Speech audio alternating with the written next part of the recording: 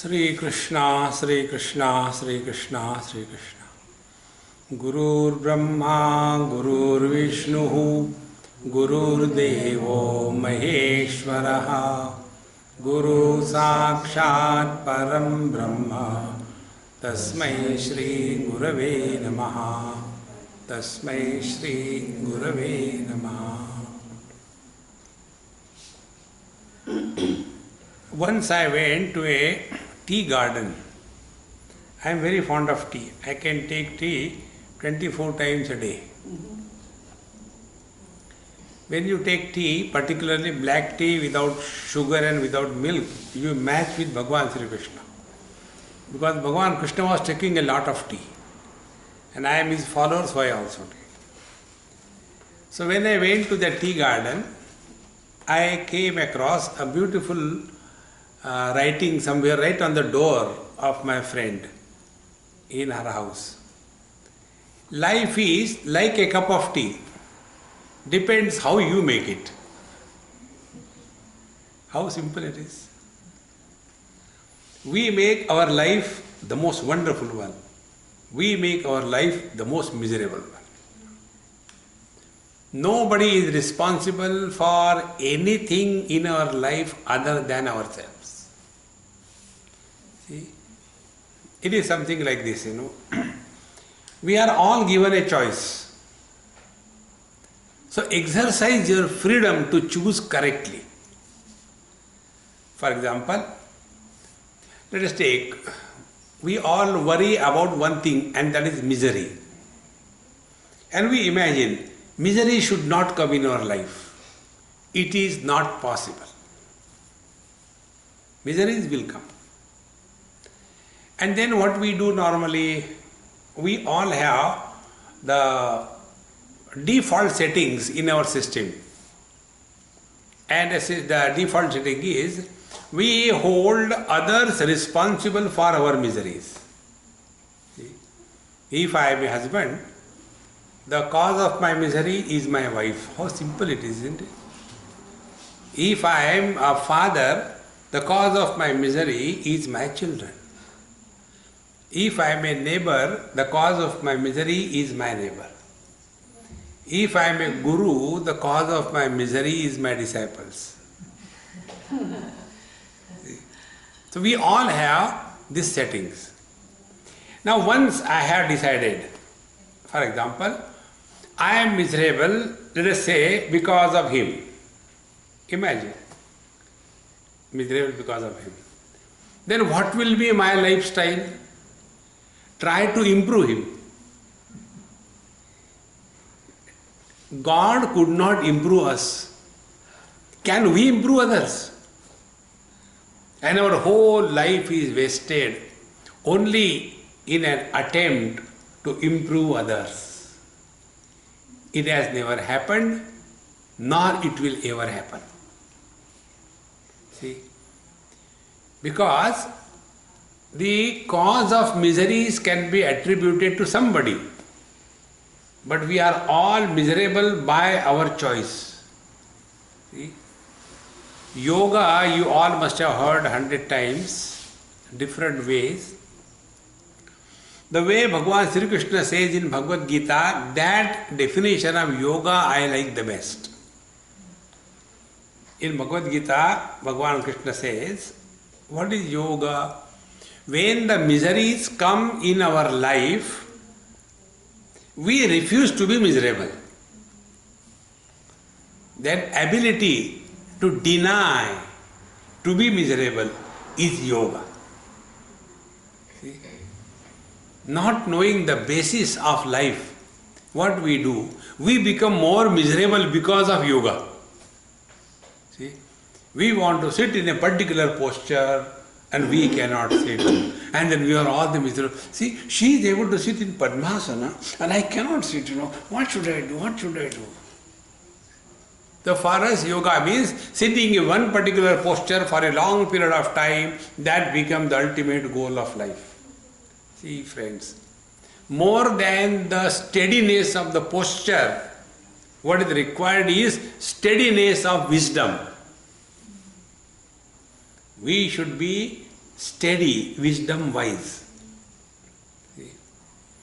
And once this principle is accepted, then we can apply these yoga principles in life. And application of the yoga principles in life is a game to be played. See? One example I'll tell you. There was a school and teacher was teaching mathematics. So the teacher has to teach, come on kids, today I am going to teach you the sums. And she started teaching. 1 plus 1 is equal to 2. 11 plus 11 is equal to 22. 111 plus 111 is equal to 222. Understood? Yes. Good. Homework was given. Next day all the children came. Everybody did homework. One child kept looking this side, that side. What about you? I have not done. Why? So the student says, Miss, simple examples you have done. 1 plus 1 is equal to 2. 11 plus 11 is equal to 22. Difficult you gave us. 8 plus 9. I don't have so many fingers. How can I do 8 plus 9? 1 plus 1 is equal to 2. I can do that. You are giving us difficult problems. See, friends, to lead the life as a game, we have to understand one thing. We have to take every experience of our life as a spiritual examination. In examination, we don't complain. In examination, we are supposed to be prepared. See? So take every experience as spiritual examination. See? Arjuna asked this question. Oh teacher, I understood from your talk that we should have steady wisdom. See? Prajahati yada, Arjuna, Bhagavan Sri Krishna tells that yada te moha kalilam buddhir vyatitarishyati tada gantasi nirvedam shrotam vesya shrutasya cha. When you have been left with no doubt in your mind, no doubt about anything, we have doubts about our identity. Who am I? We have doubt about the world. What is this world? We have doubt about God. Who is this fellow sitting above the clouds, packing the bundles of misery and delivering better than FedEx? See? And what is the meaning of spiritual practice? Doubts, doubts, doubts, doubts. Till such time we have doubts, we cannot be at peace. See? Ashadya samshayatma vinashyati. Person with doubt can never be at peace. Therefore, first of all, we have to have steady wisdom. Steady wisdom means what? An experience or a lifestyle where doubts do not pollute our peace. No doubt about anything. See? You will be at peace. So the student asked a question, is there any possibility that somebody can have a steady wisdom and no doubt about anything in life? Is it ever possible? And if it is possible, then what is the meaning of meditation? Is the meditation begins at 8 o'clock and is over at 8:30? So half an hour meditation, rest of the day frustration? What do we mean by meditation? Do we do meditation and suffer silently during meditation and loudly after meditation? See. So in reply to this, Bhagavan Krishna says, first remember, as long as we have any desire lingering in our mind, we will not be at peace. Any desire. And that desire makes us miserable. Now, should we not desire? No. Learn from your own experience. We fulfill one desire. After that desire is fulfilled, have we discovered fulfillment? Next desire comes. See? After we have finished the second desire, third is standing in a queue. It never ends. If we look within, right from childhood till date, what we have done? Only one thing. Try to fulfill desires. But have we ever looked within? Then have we discovered fulfillment in life? So how long are we going to do the same thing again and again and again? Are we not ashamed of repeating the same thing? See. Therefore, the principle to be understood in living or playing the game of life is desire fulfillment is not equal to fulfillment in life. We have to rise above the desires. See? And we rise above the desires only when we are wise. You know, it is something like this. Let us take a mango fruit. When it is raw, it still holds on to the mother tree. But when that mango fruit is ripe, it detaches without efforts. In the same manner, worldly things and beings can attract us till such time we are raw. Now, what is the rawness in our understanding? When we look at any object, we don't stop there. After looking at a particular object, then we start projecting. And projection is in terms of the following steps. First, that object is good. 2, that object is the source of happiness.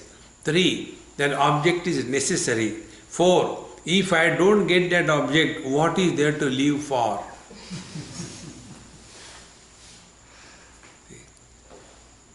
Now that object never said like that. Mind also never said. When you look at a person and stop there, you will not create any impression on the mind. Impression is created on the mind when we interact with the knowledge. Let our mind be like a mirror. Mirror reflects everything, retains nothing. Therefore, a mirror doesn't have past. Therefore, mirror doesn't have ego. See? The depth of the ego is directly proportionate to the length of the past. Small kids have very small past, 3 years, 4 years, very little ego. One moment they are angry, next moment they are forgetting everything and again happy. And we oldies, 60 years before you said it to me, I still remember.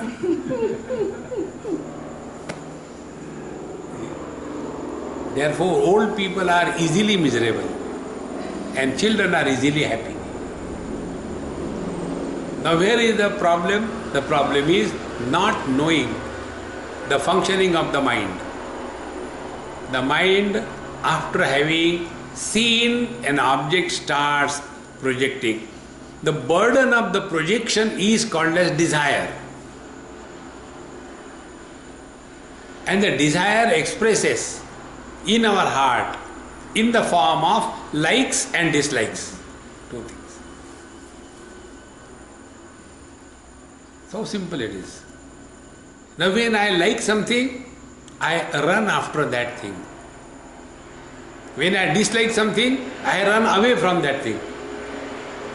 So what is our life? Run or run. Either run towards or run away. And net result is we are tired. Naturally, when you keep running, you will be tired. Sit quiet, you will be relaxed. Therefore, with this understanding, when we start living, the teacher says, Prajahati yada kaman sarvan parthamanogatan. When we lead a life at zero desire level.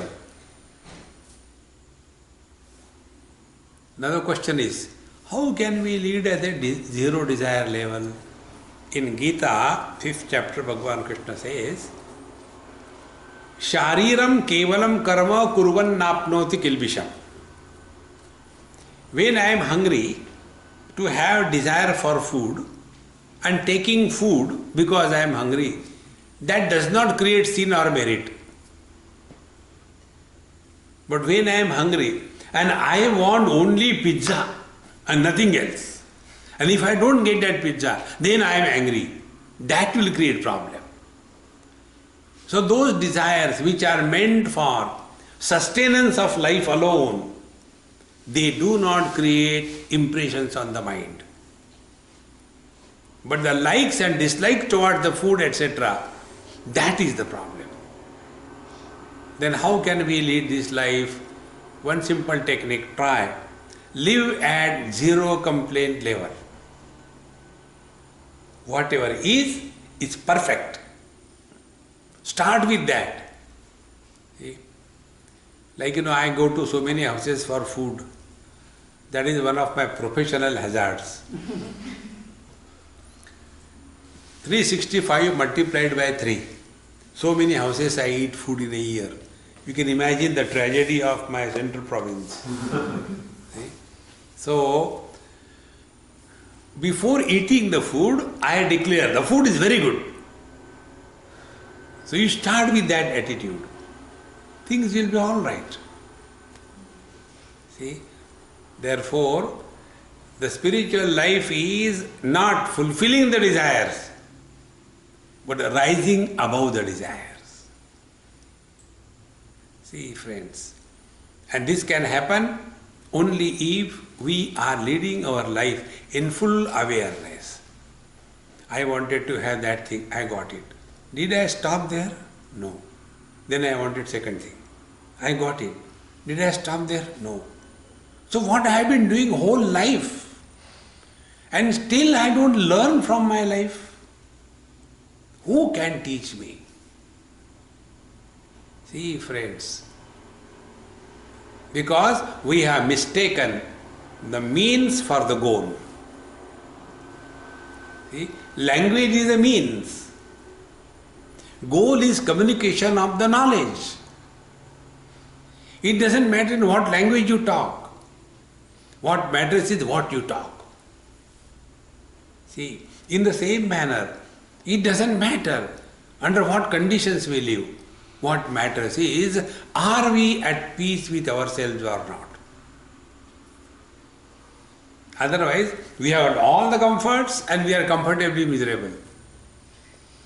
We have got all the luxuries and we are luxuriously frustrated. See, friends, therefore, the more we become aware of this, living in awareness is playing the game of life. Like, when we play soccer or any game, we are playing everything, but we are aware of the rules. If you go that way, it will be wrong. In the same manner, we have to play the game of life, but always remember the rules. See? Now take one example. The Indian football, what you call here soccer, isn't it? Soccer, yeah. Okay, soccer. Now in that soccer, all the players keep on hitting the ball, left and right. After the goal is done, match is over, nobody even looks at the ball, is it not? The attention is to the goal, and ball is just a means. See, friends, This discrimination between the means and the goal will determine whether we are playing the game of life or we are holding on to the ball. See? Therefore, life is not fulfilling desires. Life is Atmaneva Atmana Tushtaha. We are at peace with ourselves. A person who is miserable because of others, he is full of the highest order. Why should I be miserable because of others?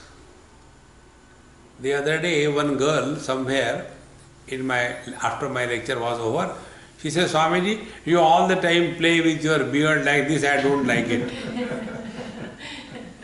I said, it's your problem, it's not my problem. If you don't like it, it's your problem. What can I do? See? Don't try to make others happy in life. Don't try to make others happy. Why? We belong to a democratic setup. In democracy, we all have right to be miserable. How can you stop? Yes, I want to be miserable. Tathastu. Continue. But all our struggle is, try to please somebody. God has failed. You and me cannot succeed. Be yourself. Similarly, as we should not struggle to make others happy, at the same time, we don't have to make others miserable. Why? Because everybody is self-sufficient. As regards miseries are concerned, we don't have to do. It is like, HIV virus. All your system is polluted because of you, not by anybody else. Therefore, friends, Atmaneva Atmana Tushtaha. Remain at peace with yourself. So, what is the goal now in the soccer game? Take the football of desires, kick it in such a manner that the goal is made, and the goal is you are at peace with yourself. See? And we are at peace with ourselves only when we do not entertain any desire. See? Now don't trust me, don't believe me. Longer the beard, more the suspicion.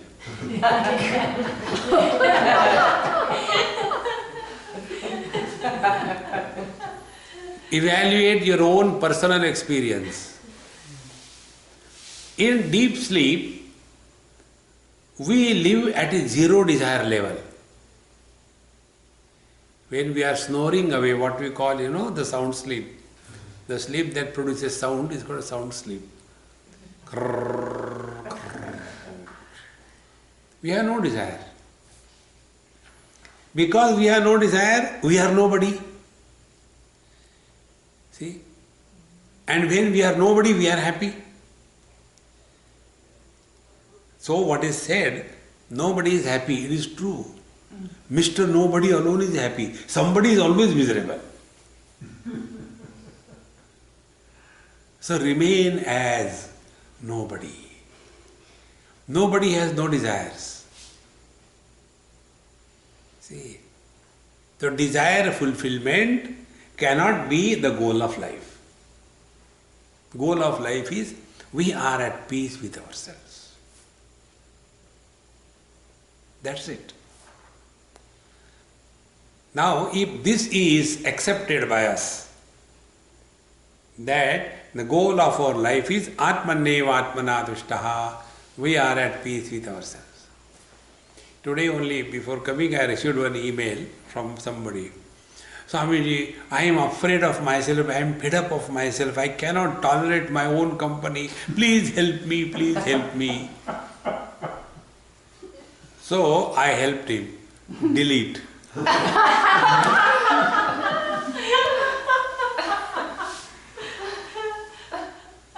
Now you can imagine I showed him that email. When a person is fed up of himself, see, you must have seen many people say, they just go, hey, how are you? What are you doing? No, I'm busy. But how come you came? No, I was alone getting bored, so I thought, let me come and spend time with you. Now imagine, you are bored of whom? Nobody. I was bored of myself. You can imagine, a person who is bored of himself, how solid bore he must be.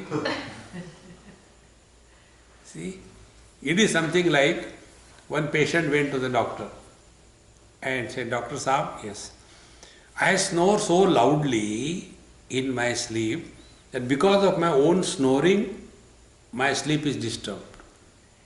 What should I do? The doctor said, go and sleep in another room.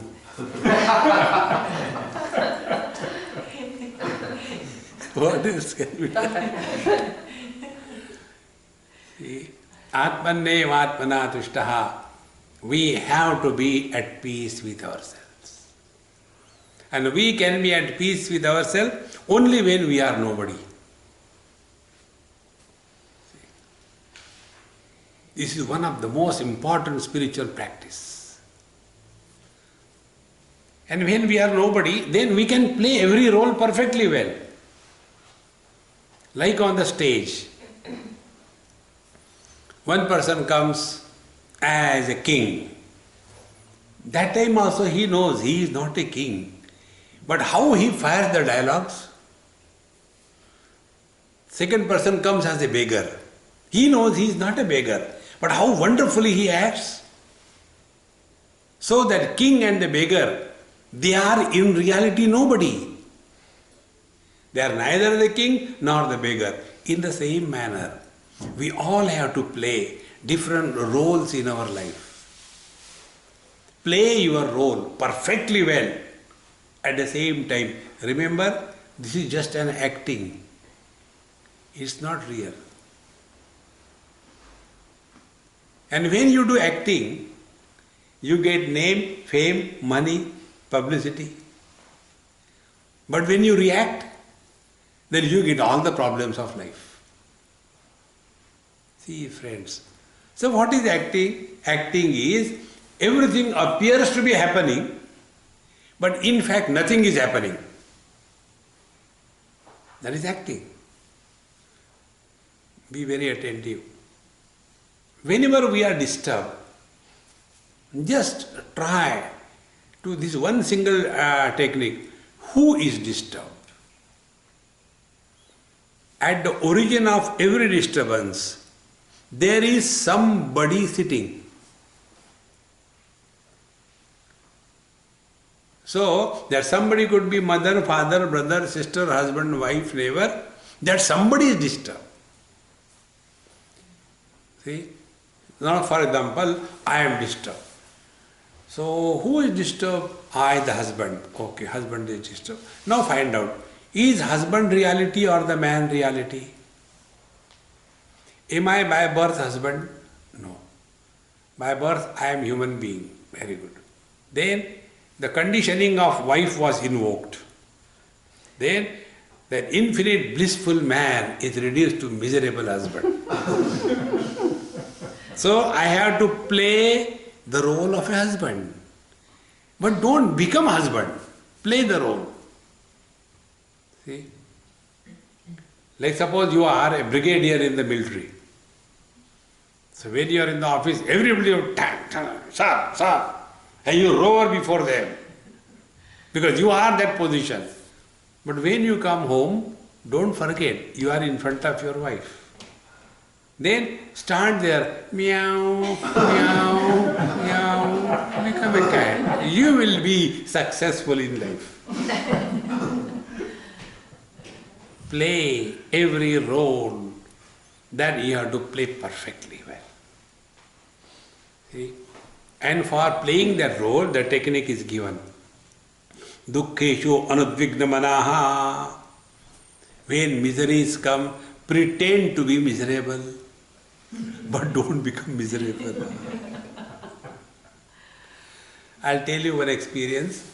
One of my Swami friends, and don't remember where is he now. This is many years before. He adopted one child, small child, and trained him.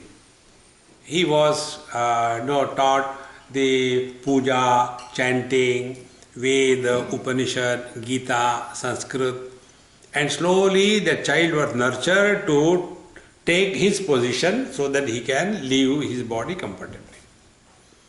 And when the child became about 18 or 19 years of age, he was fully trained, and one day suddenly, for whatever reason, the child died. Now, all his efforts of 18 years bringing that child to the position of a guru, gone. So all the villagers came. And he started crying. This Swami friend of mine, crying miserably. So much he started crying. So all the villagers, they became wise.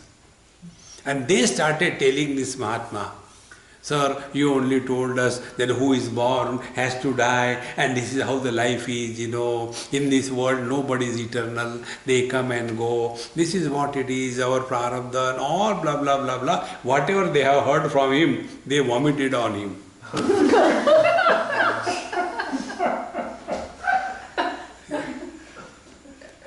And when all that was going on, I was just watching.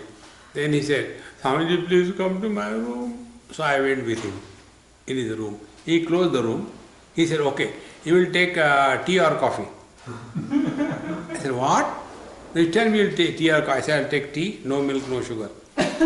Then I asked, I said, hey man, you are crying so much, in a fraction of a second you want tea and coffee? He said, look here.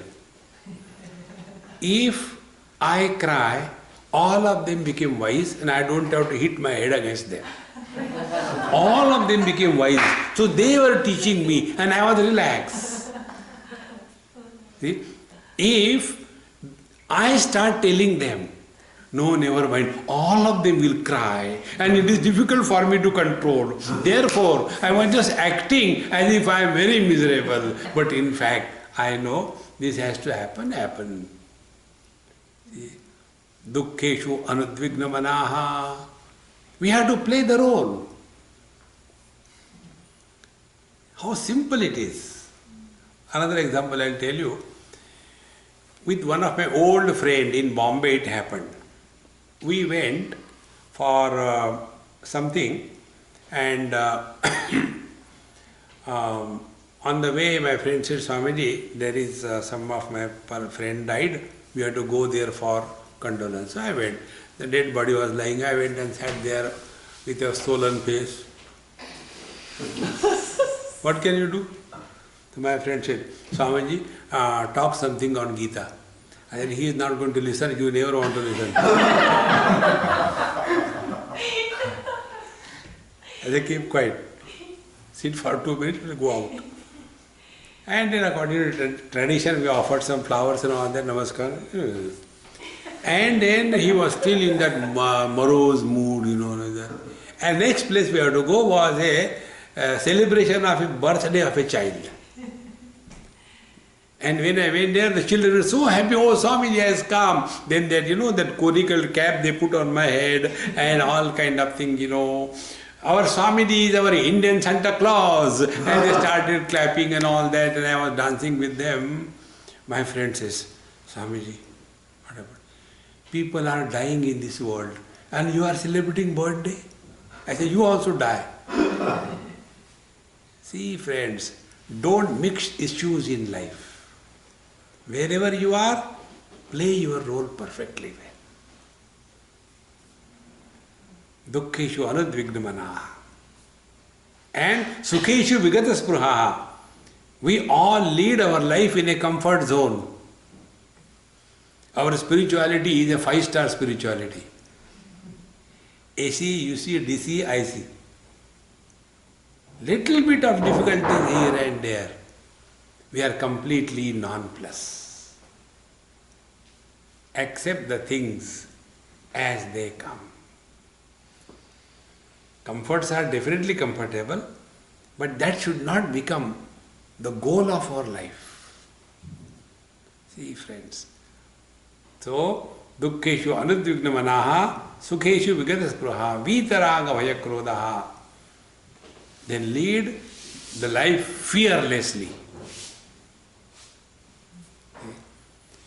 We hardly live fearlessly. On the contrary, we hardly live. When I was a child, I was dying to go to school. When I went to school, I was dying to go to college. When I went to college, I was dying to get a good job. When I got a job, I was dying to get married. When I got married, I was dying to have kids. When I had kids, I was dying to see that they are grown up and well studied. When they were well studied, I was dying that they should get married. When they got married, I came to realize I never lived. Only dying, dying, dying. When I am going to live my life? Think, friends. Vitaraga bhayakrodaha.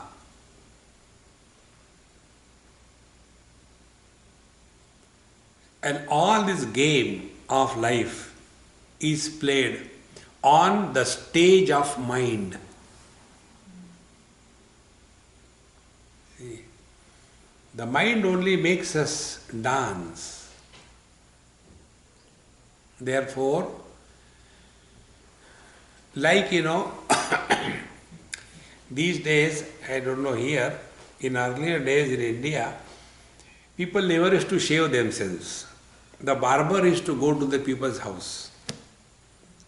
And now also if you go in the villages, people don't shave. The barber goes and he does the whitewash, tuck, tuck, tuck, tuck, tuck, and he has got a razor and then he will shave. So if you see them, they will be doing it number of times. And then on a leather belt, they will do like this. And after that is done, they'll give one cut. After one cut is over, again they will do like this thing. So I asked the barber, I said, hey, how many times you will do it, man? Finish it quickly. He looked at me. He said, you will never understand because you never shave. I said, tell why? He said, the sharpness required for shaving is of different quality than other sharpness. That axe which is used for cutting the tree, when the tree can be cut by the axe, can't the shaving be done? See, both the places, sharpness is there. What one sharpness is gross, other sharpness is subtle. In the same manner, leading in the worldly life with competition, jealousy, frustration, killing each other is a gross mind. The subtle mind is that mind which is taken care of. Now what care we have taken of our mind till date? Consciously. We chant the japa, but are we observing what is happening inside? When anything is done mechanically, you cannot discover joy. Anything you do mechanically. This I discovered from one of my visits to a factory.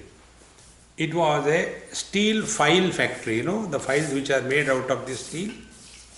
And they used to have a huge facility, more than about few hundred lathes, and on each there used to be one worker.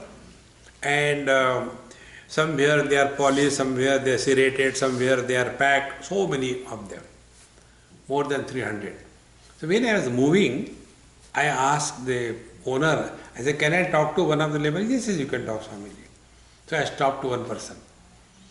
And I said, if I talk, will it disturb your work? He said, no. So I was talking to him. He was doing his job also and talking to me also. I said, you may cut your hand, be careful. He said, no, I can do it even without looking at it. I have been doing it for last 30 years. So it is mechanically happening. He said, do you enjoy? He said, what enjoy? If I don't do, I don't get money. I have to do it, whether I enjoy or I don't enjoy. exactly the same way. Are we mechanically chanting the Lord's name?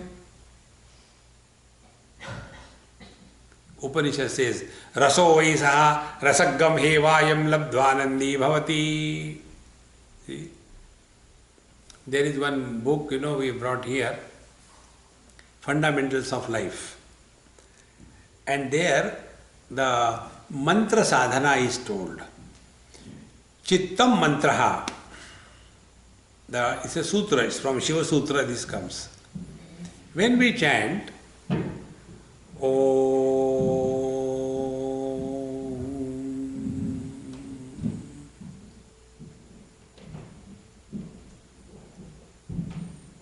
now where is our attention?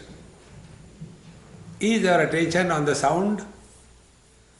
Or our attention is on how many times we are chanting?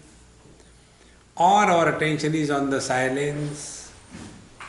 Or our attention is beyond the sound and the silence? 4 options. So when we are chanting mechanically,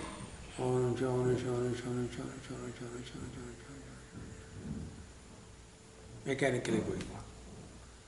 Then we chant it not number wise, but time wise. Not how many times we chant, but how long we chant. 5 minutes, good. In these 5 minutes, no other dissimilar thought should pass in between. Om Namah Shivaya.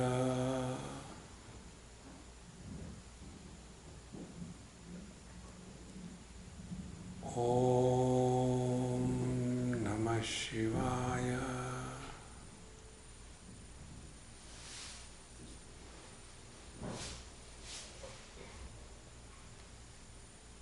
Om Namah Shivaya.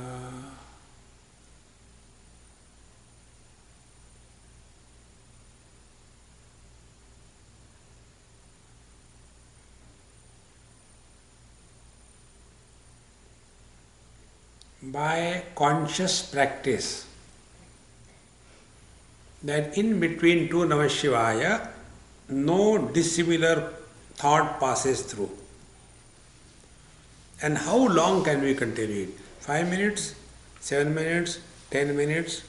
First, conscious chanting is done in this manner, not the number. After this is done, when we become perfect in that, then the second step comes. How much we can widen the gap between 2 Namah Shivaya without any other thought erupting in between. Om Namah Shivaya.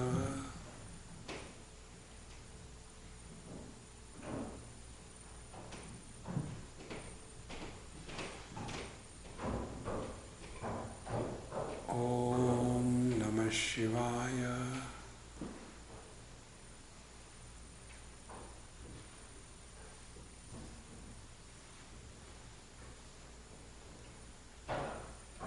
In this second degree of mantra chanting, importance is not given to the Om Namah Shivaya, importance is given to the silence. When this is continued, the gap is widening day by day, day by day. And when we come in this, then we become extremely susceptible to even small little disturbances. Such people, they just cannot tolerate little bit of noise.